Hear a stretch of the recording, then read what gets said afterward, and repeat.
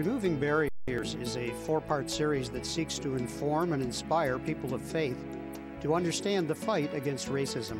With an historical perspective coupled with personal witness and experience, the guests share their insights into the very prejudice that has plagued the nation and the world. Your program host is Father Jim Korda, president of CTNY, the Catholic television network of Youngstown.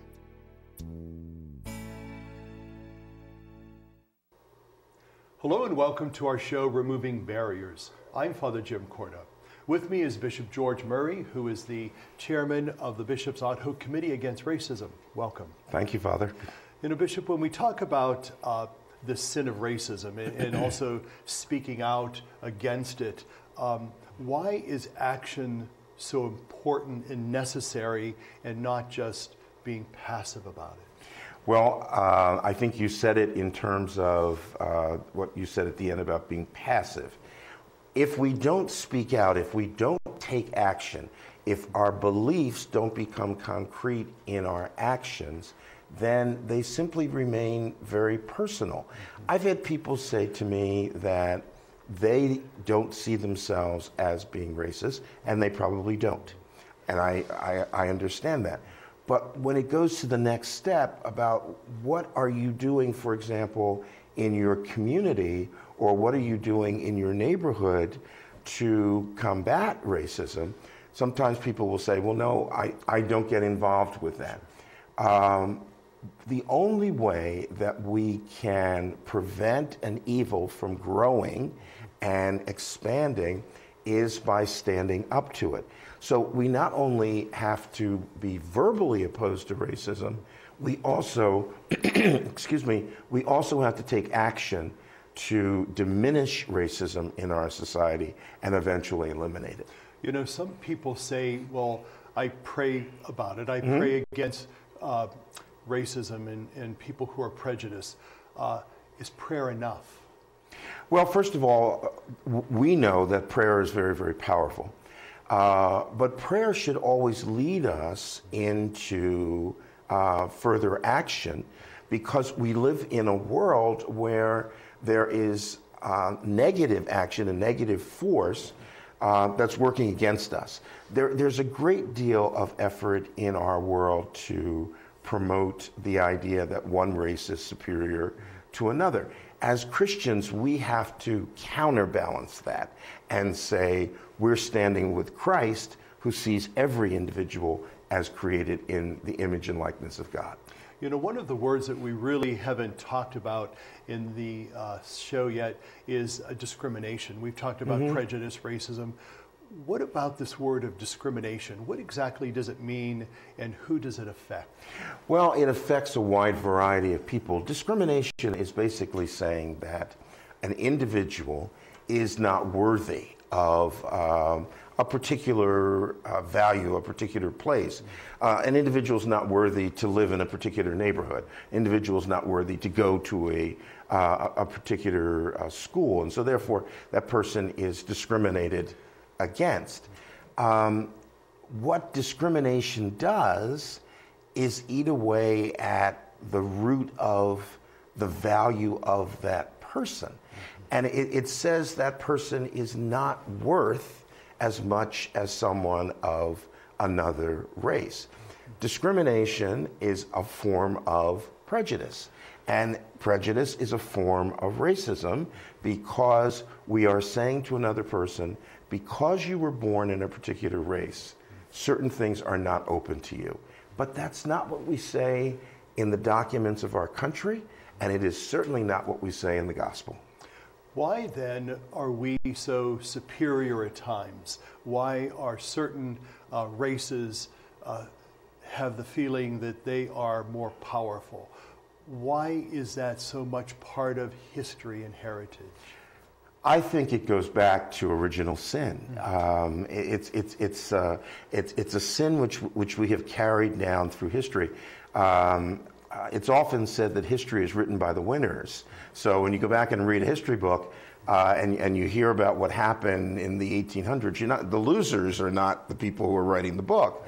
It's the people who won. And the winning, I think, can sometimes create this sense of We won because we were superior, not because we had better military tactics or because we outmaneuvered someone, but we are psychologically and sociologically and theologically superior to other people.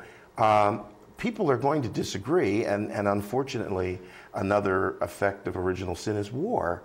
But what the church asks us to do, coming right from what Jesus asks us to do, is to treat every human being fairly and to treat every human being with respect.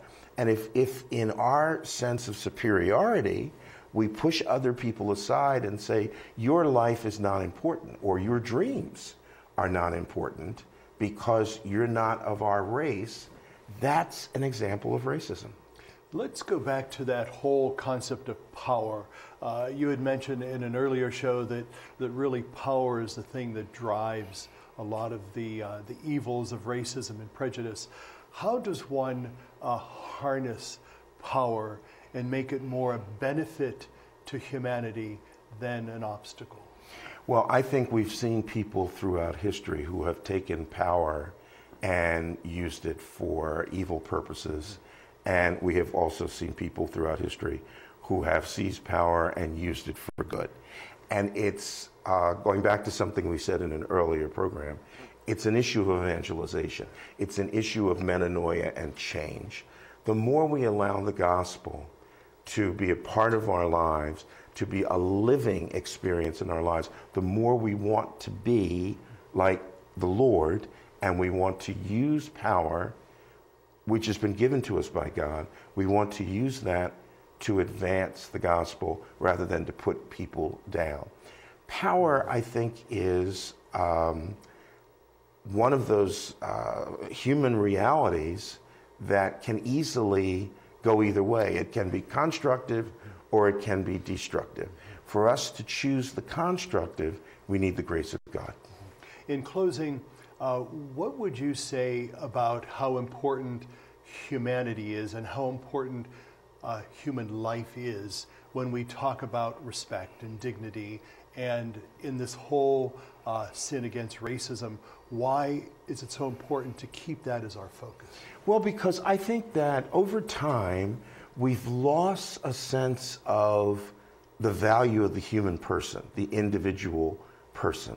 And as a result, for example, we don't, in our society, we don't have a problem with taking the life of an unborn child, because we don't see that life, many people don't see that life as being valuable. The church says every human life is valuable from the moment of conception to the moment of natural death. That also means in between. Sometimes we get focused on conception and get focused on death, and we forget the in between. Every human life is valuable, and every human life reflects the divine. And that's what we have to keep reminding ourselves of, regardless of the way someone looks or what they or what language they speak. That life is valuable. Thank you, Bishop. Stay with us. We'll be right back. There's a lot of violence in the world right now. I just see people shooting and car wrecks that sometimes were on purpose. What do you think the power of God could do in our world? Change some of the people's minds and how they act. We need to love our neighbors and love our enemies. And love each other. That's what I think.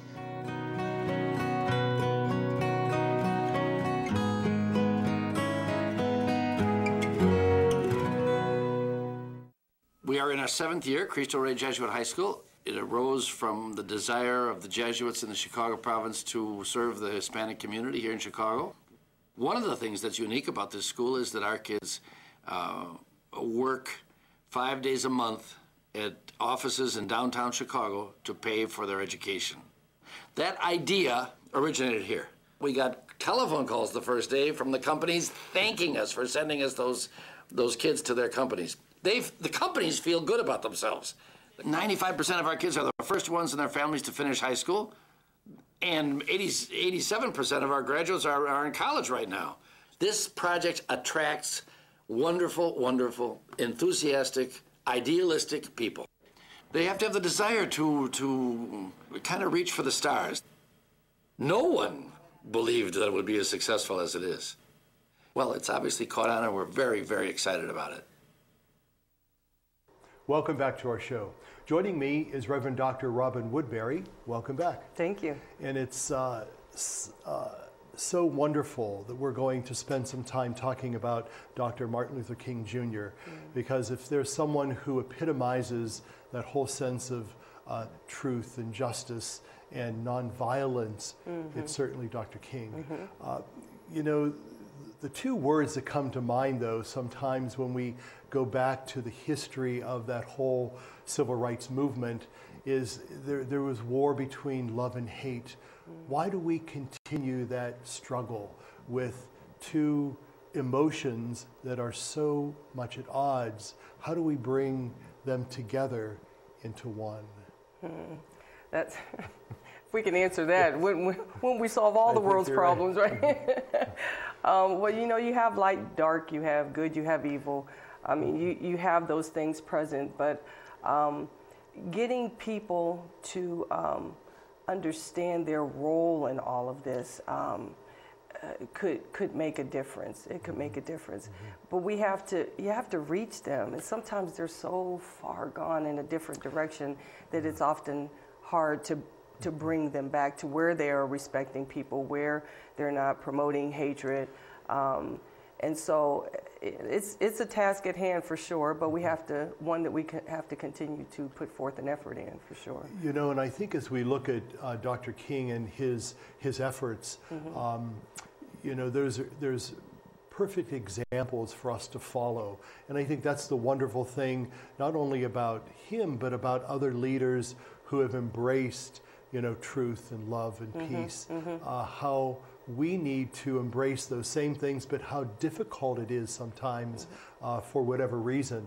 And sometimes I think before the taping we were talking about, we think we get to a certain point in our lives and then we find ourselves back at square one again, you know, kind of coming full circle, as you had mentioned.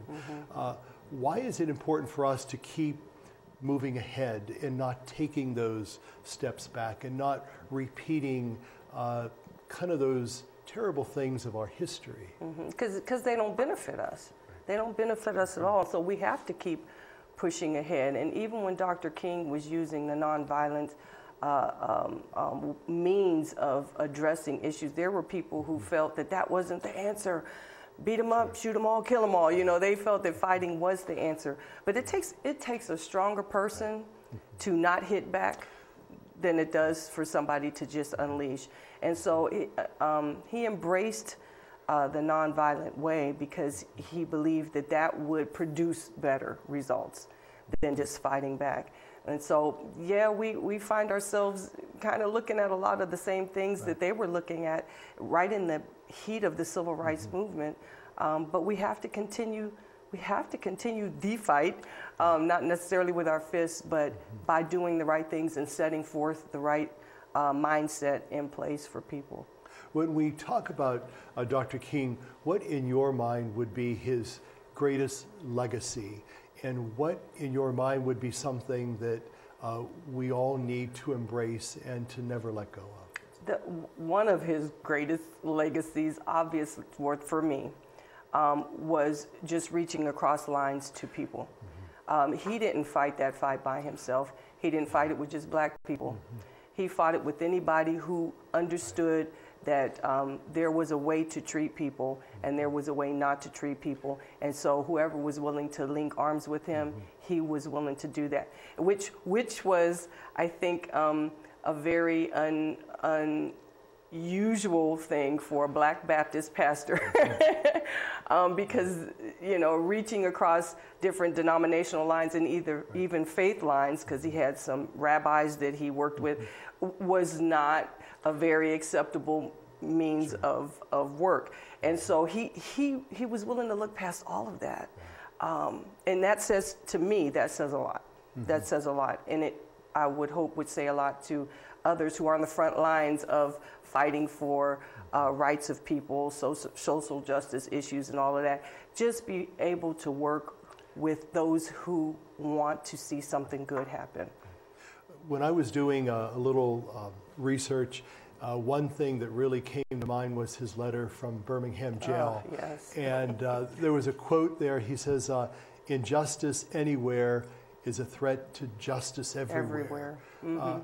How can we embrace something like that and see the many injustices that surround our world and our communities, not just racism, but many injustices? We have to be willing to take a step back and see it. Oftentimes we don't see it because we're immersed so much in it or surrounded by it, or we've gotten used to it. But when people speak, we need to be willing to take a step back and listen. And people are speaking, you know, and instead of listening, we're arguing about what they're saying. And so listen, because what they're saying has value. There's an interesting thing in an exercise that some Catholics do in marriage encounter. It's called a 10 and 10. They talk for 10 minutes and their spouse listens, and then that person talks for 10 minutes and that other person listens. And how important it is, as you mentioned, for us to listen. There's always a time to speak. That's right. But there's a time to listen That's as well. right. You know, I think of Ecclesiastes, that wonderful book. There's a time for everything under the heavens. Right. And how important it is for us, especially as people of faith, people of truth and justice, that we need to embrace that. Absolutely. In our last few minutes, what would you like to share with the folks that are with us, primarily about Dr. King?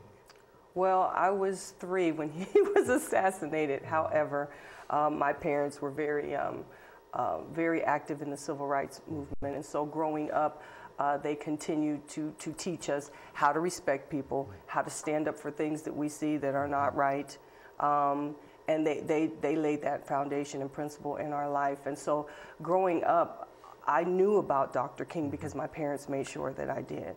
And so his principles have helped me learn how to respect people who are different from me, learn how to stand up for what's not right, speak out against it, but do it in a way that doesn't promote more ills and violence or more issues, but do it in a way that gets people's attention, but then allows us to kind of come together so that we can start working together to resolve whatever problems we have. Well, Reverend Woodberry, thank you so much for helping us see Dr. King and also his legacy, and continuing to embrace that and lift that up as people of faith, but also as people who seek justice in a world that continues to be racist. Yes. Stay with us. We'll be back in a moment. There's a lot of violence in the world right now. I just see people shooting and car wrecks that sometimes were on purpose. What do you think the power of God could do in our world? Change some of the people's minds and how they act. We need to love our neighbors and love our enemies. And love each other. That's what I think.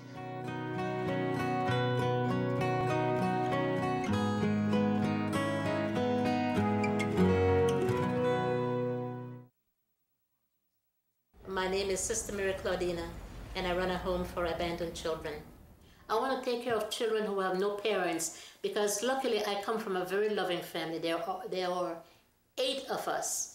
And I remember when one of my cousins got sick, and she called my mom and said, "Mom, the doctor has said that I might not have too long to live. Will you please raise my 3 children for me?" I remember we had a meeting at home, and my dad called a meeting, and my mom was explaining to all of us. And my father said, you know, this powerful word, he said, "We already have 8. What is 3 more?" We learn to care for each other, to love each other, to fight among each other, to make up, to forgive, to just to be a family. And I think that's what I learned from home, and I wanted to share that with children who do not have that love and that opportunity just to know what a family is all about. 33 million Americans have descended into poverty. And as their futures fall, so does our nation's. Welcome back. Joining me now is Leigh Greene. Welcome to our show. Thank you for the invitation. I'm excited to be here. You know, in our previous segment, we were talking about Dr. Martin Luther King Jr., and he certainly taught us how important it was to speak out against injustices. Yes. And I think when we look at the sin of racism, and I call it a sin, I think we kind of question in ourselves, like, am I a racist or am I prejudiced? And so could we kind of begin with answering the question, like, who is racist? Are we all considered that, or is that just something that's part of the atmosphere or part of what's going on in our world? The term that I would probably like to use first is bias. So we all have biases. I'm biased against certain things. I care not to participate in certain events or just be part of certain activities.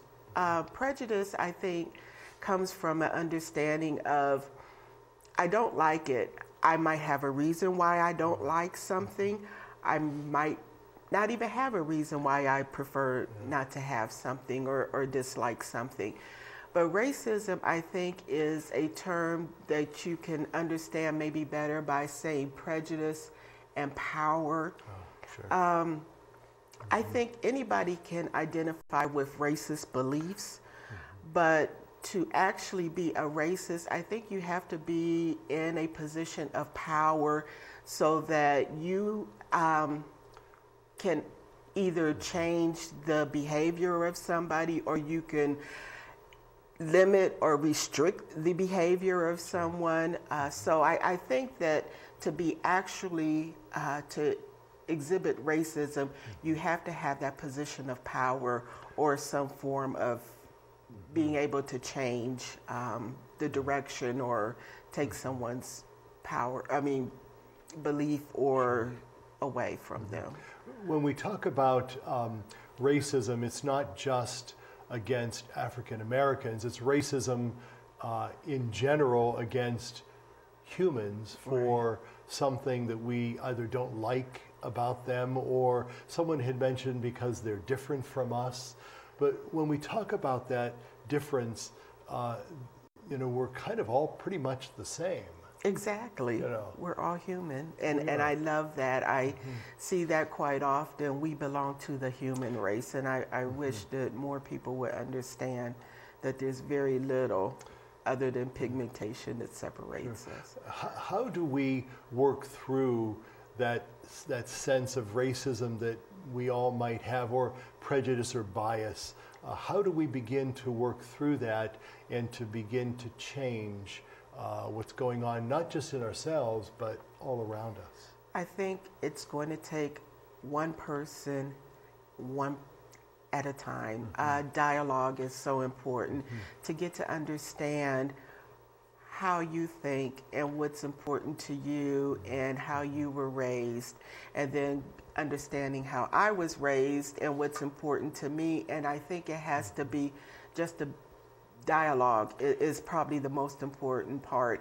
And I think we taking dialogue, then we can do actions to support change. So I think it really starts with us. Even though you would think that it would start at the top, it's going to have to start with individuals that are just like you and I. Would it be too simplistic to say that someone who has great power could really have great opportunity to dispel that sense of racism or prejudice among people? I truly do believe a person in power can stand up against unlawful acts and talk about how wrong it is, and maybe to evoke understanding and awareness. I don't think that they themselves could be someone who can eliminate them, but coming out as a position or a person of power and speaking against the hate and the violence would at least begin a conversation. And why are we racist against certain groups of people, whether it's Catholics or Jews or immigrants or blacks or Hispanics or Muslims. Why are we so fixated on that sense of division among those people? Because we don't understand. We either choose not to understand, or different cultures and different ways of belief and activities, and how you are raised is different. And it just depends on wanting to understand a different culture. So I think racism or prejudice comes from fear a lot. So you don't understand who that person is. Yeah. In our last few minutes, do you have an experience or a personal experience that you would share that would kind of typify this, or what you've learned to move beyond that, or what you have maybe taught someone else about that?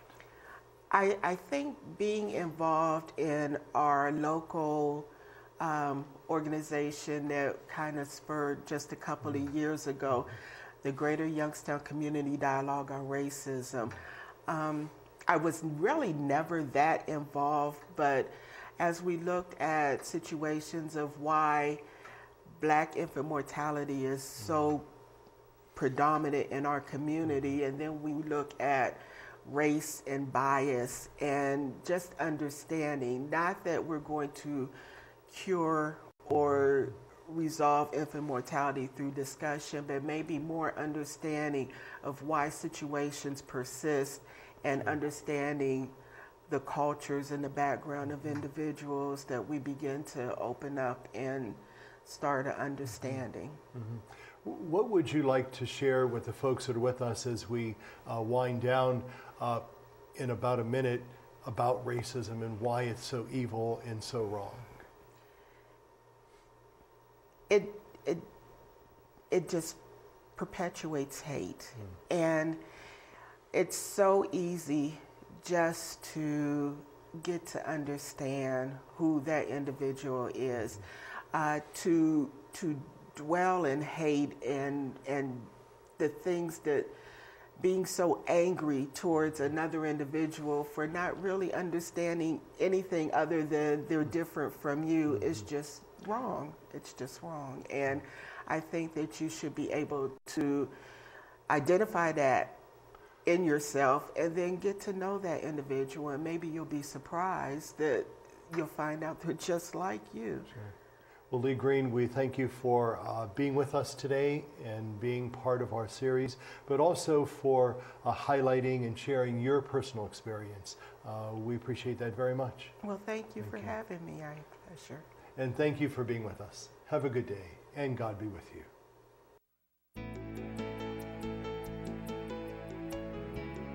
Removing Barriers was a production of CTNY, the Catholic Television Network of Youngstown. Your program host was Father Jim Korda.